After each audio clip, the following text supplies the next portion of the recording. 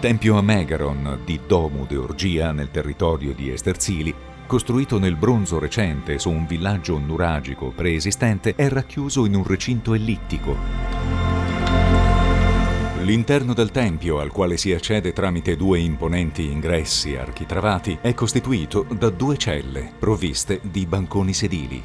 Dall'area provengono pestelli, lisciatoi, ceramiche e una serie di bronzi votivi quasi perfettamente integri, rappresentanti animali, ufferenti maschili e femminili e un arciere.